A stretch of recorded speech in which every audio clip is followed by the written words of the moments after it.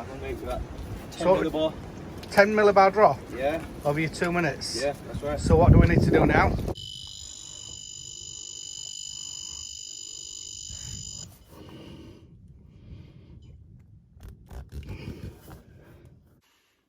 $10 millibar gas leak. That's not what you want when you're going to go and install a new boiler.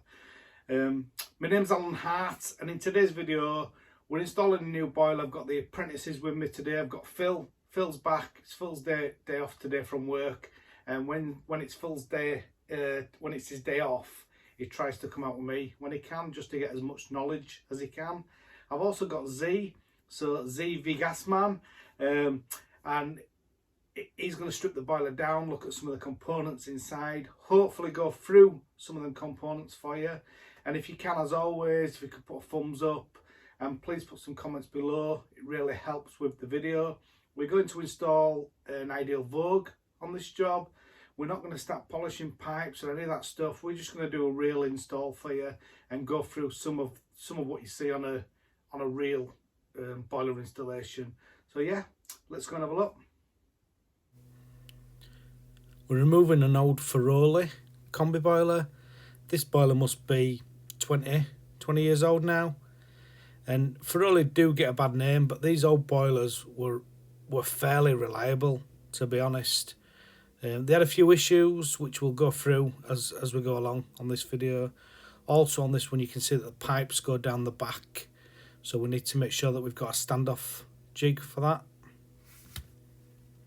So for the new boiler, the ideal Vogue, we've also ordered the standoff bracket, so pipes can go back on new boiler.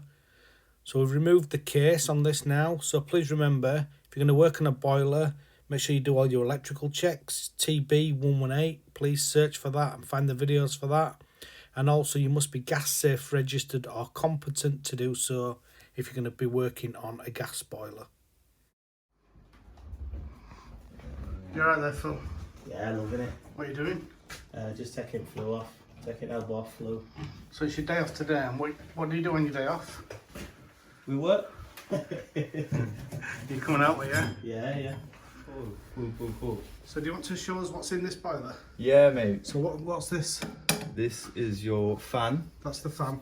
What's this? This is your air pressure switch. Air pressure switch, yeah. Yeah, and you've got your heat exchanger. What's this? In here, that's your burner.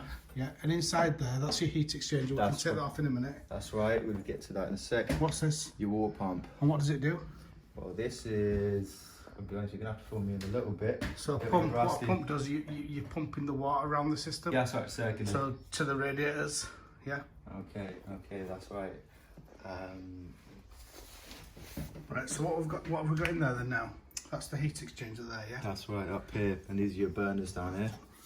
So what's inside that heat exchanger? What goes through it? Water. Yeah, and what's it doing? So it's it's transferring the heat into the water. That's right. So the gas comes on here, Yeah. and it goes up, so it like goes high fire. That's right. And then the heat goes through these fins in here. Yeah. And then transfers the heat into the water section, and then the water then goes round the system, and then the flue gases go through this heat exchanger. That's right. And then it goes out there, through the fan, through the flue, and then to outside. Yeah. Easy. Easy peasy, lemon squeeze, mate. Yeah. So what's that you've just taken out there then? Those are your burners. Yeah. Wow. So you can see it's not been cleaned out very often. Yeah, look at all of that. Yeah, mate. So if you see there, this is an old school boiler really, but they're the injectors. That's right. And them injectors went into burner like that. Mm-hmm. Obviously, the burner's this way. So your gas comes in through this pipe here, from your gas valve, through your injectors. Yep. And then into there, and then out then here. And as that's going in, it's also mixing with the air. Mm-hmm. So it brings gas and air into here. That's right, perfect ratio. And then woof. Burn and then into the heat exchanger. Let's take some more of it out then. Let's take maybe take fan out and Yeah. take air pressure switch out, and then you can have a look at all different components. Cool, this on it. So what's that you've got in there? That's the fan. That's the fan, yeah. Yeah, that's the question I was So going to wait, ask. what are you taking out now? This is the air pressure switch that I'm taking out. Right, okay. That's fine. And we do have a very detailed video with Viva Training Academy with Roy showing how to test the air pressure switch. So check out the Viva Training Academy playlist for that. We're installing the halo on this one. So this is Ideal's own control. And then as I've said already, we're going to install an Ideal Vogue. And this is the Ideal Vogue 32.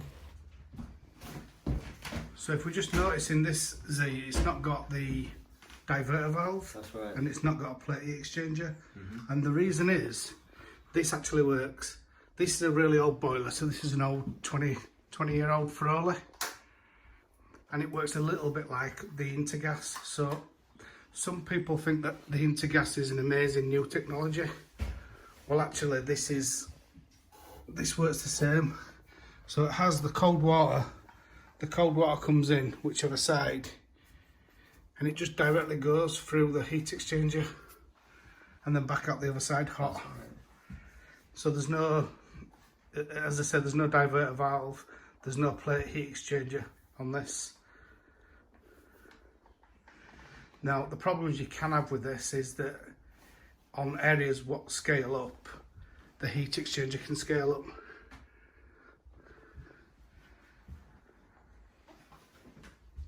Expansion vessel there. How would you even pump that up? You want shredder valve. Been a nightmare to work on that.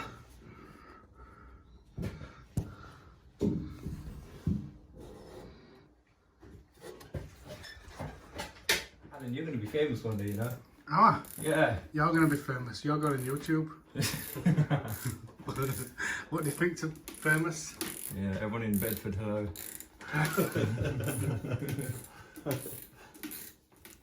This is a boiler change or a boiler swap, and if we look at pipework underneath, it looks a little bit messy, but we're not here to sort the pipes out. We're not here to polish the pipes or any of that stuff. We're here to put a new boiler in for customer, and then this will be boxed back in like it was before.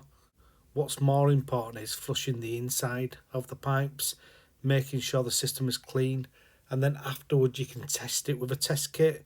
You could use AD Pro Check or any other type of test kit. You can see here as well the pipes go up the back on this, hence the reason we're going to put a standoff jig on.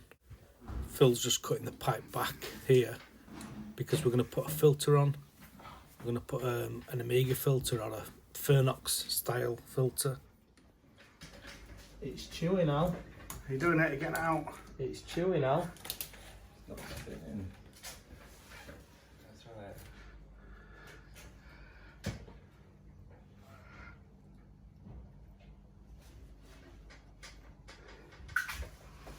What's the most important thing of all then now, Phil? With With the boiler? ensuring we hang it up correctly. And the fixings, Yeah. so it don't fall off wall afterwards. Is it higher or lower?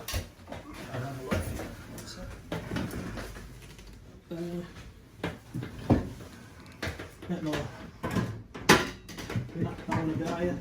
Yeah, you got it. Going on. Yeah. So So is that the first boiler you've put on wall then, Z? Yeah, mate. How's it looking? This boiler's got plastic components inside, so we've put a shock arrestor on this, a mini shock arrestor, and that is the Ideal shock arrestor. Just going back now to showing you about the gas leak, I've isolated underneath here for where the hob is, and then we've put another test on at the gas meter, and we've still got a drop, so then we need to check somewhere else. For those with the keen eye, the gas pipe is too close to the electrical switch. Please add a comment below. and let me know how far that gas pipe should be away. So we've got a sniffer out now, so we're just going to check under the fire as well, under the gas fire, and obviously we can see that it's underneath the gas fire that's got the gas leak on. And these gas sniffers are quite handy. Please put a comment below and let me know what sniffers you use for testing for gas leaks. But you can see there clearly there's an isolation valve right at the back, which is in a very strange place, and that would make it hard to get the fire out. Obviously that's where the leak is.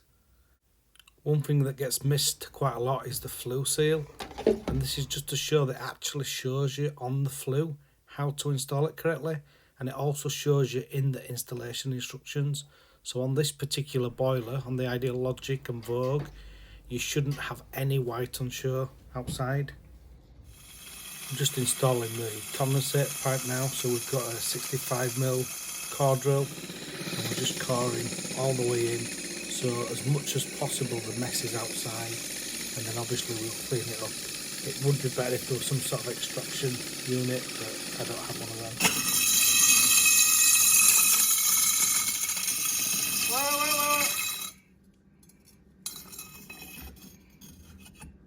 Hi, you alright?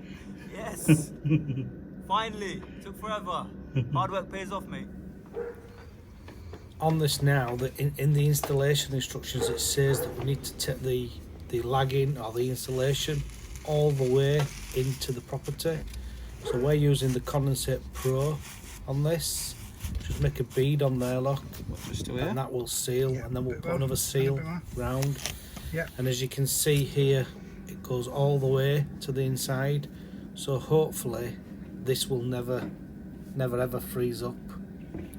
This picture's from a different job, but it just shows the condensate going. So this is the Condensate Pro, and it's going all the way into the drain cover, so hopefully this will never freeze up. It won't freeze up on the edge either.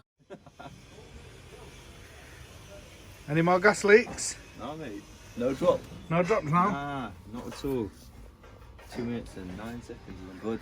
Good, Yeah. good. Time to get in some water. No, I was saying, Alan, what I've learnt on this job and this installation, I've learnt in combined of everything else that I've learnt so far. So yeah, it's been a good experience. Yeah, good. Yeah. So you've learnt condensate. We need to install condensates correctly. That's right. We've learnt to do flues correctly. Yeah, that's right. Seal flues correctly. That's right. We've also learnt about gas leaks on this one. Yes, that's right. We have. We found a big 10mm drop. 10 millibar drop. Yeah. And Dangerous where was that? situations. Oh, that was inside there by the fire. Yeah. Yeah. So it just goes to how important it is to check Check again. a test before you start. Mhm. Because a lot of people don't do a test before they start, you see.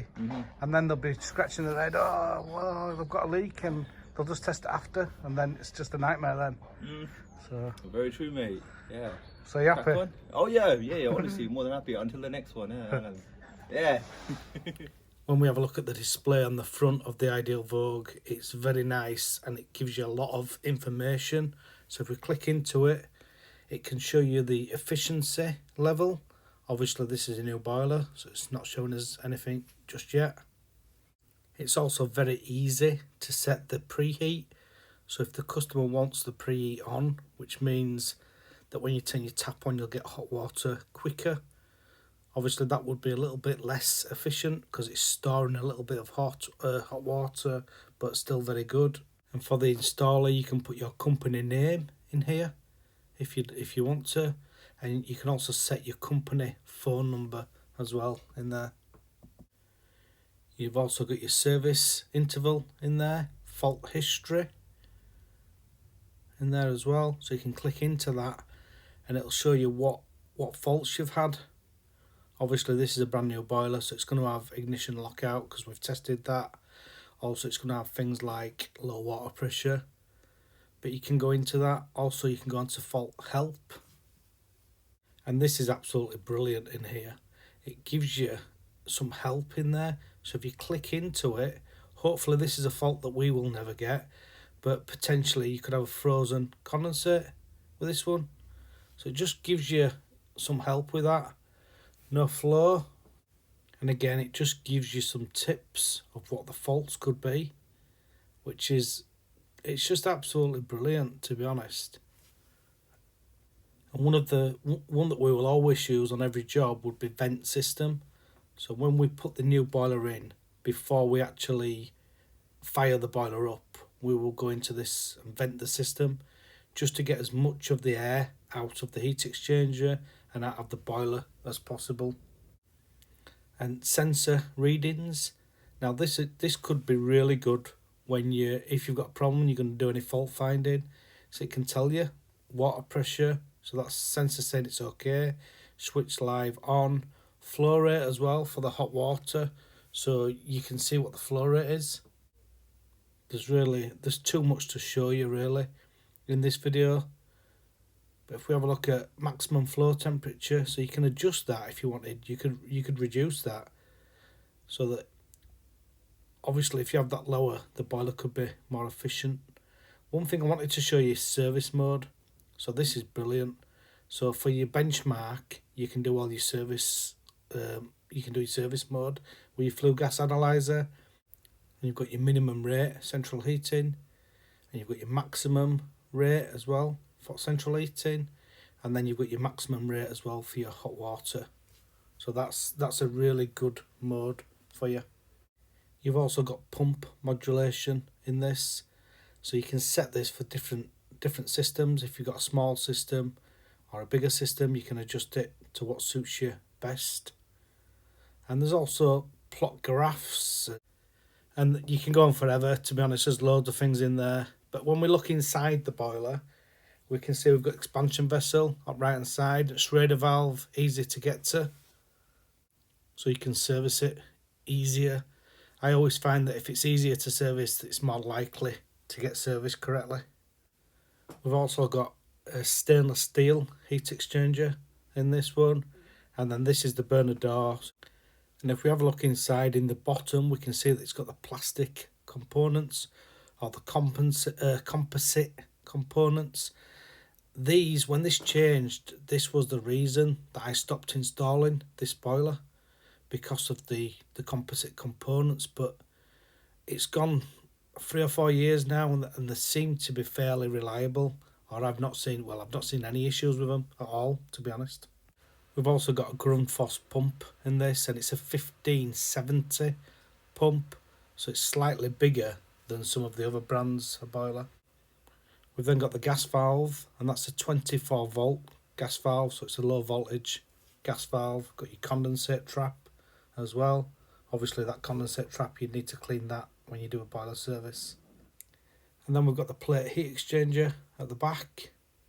We've also got the auto air vent, and we've got the pressure relief valve as well. We've also got the shock arrestor on here, so this is the ideal. So that's it. It's actually an ideal part, is that. And then obviously you've got the fan there.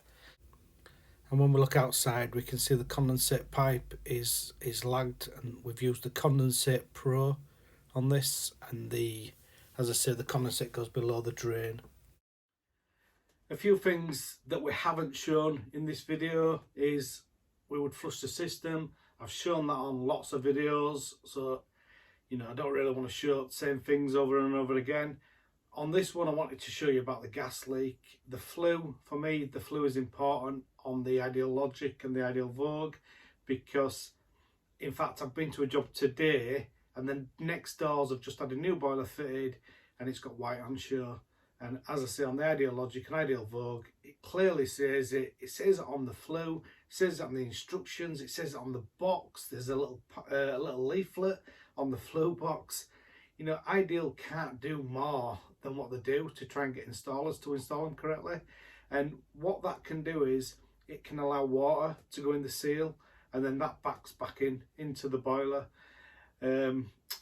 Condensate as well. I've tried to show that in the Ideal boiler installation instructions, it now says about the installation or the lagging coming all the way in to the property. So again, that's to stop. And whether you agree with that or not, that's what it shows in the installation instructions. Personally, I think that if we put the lagging in slightly into the first part of the brick, I think it'd be okay. But who am I? The fact is that we should be following the installation instructions for any particular boiler. If you're an apprentice or you're a new trainee or you're a plumber or whatever, read the installation instructions. If you read the installation instructions, just try and follow them. If you've got any questions, please put them in the comments below, and you can always ring me as well. I mean, I'll try and help as many people as I can. I do get people that do ring me or send me a message on WhatsApp as well. I'll try and answer as many people as I can. You know, obviously it's only me, so I can only do so much, but I will try and help if at all possible. So flushing the system, testing it afterwards. So please remember that we must test, or we should test now. And I normally use the AD Pro Check. Well, I do use the AD Pro Check. So afterwards, check it with the AD Pro Check to make sure that the system is clean. Controls, we should be installing Boiler Plus controls now.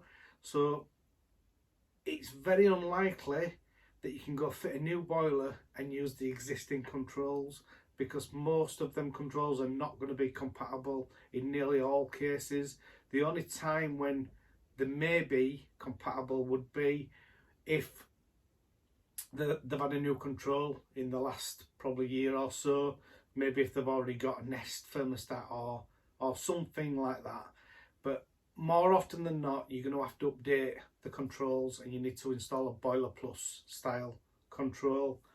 I've tried to cover as much as I can in this. Yeah, I've tried to cover as much as I can. If you've got any questions, as I said, please comment below and I'll try and answer them. And thank you to Phil for coming on his day off. Phil's an amazing guy. Really is. I've got a lot of time for Phil. He contacts me quite a lot. We did a charity install recently and he wanted to come and help. And he's just a really good guy. And then Z's new into the industry, and Z is at Viva Training Academy, and he's training to be a gas engineer, and he's trying to get as much experience and information as possible so that he can be the best that he can. So again, thank you to Z for coming along, and thank you for being in this video. Yeah, thanks very much. Thanks for watching. I'm babbling on again. Thank you.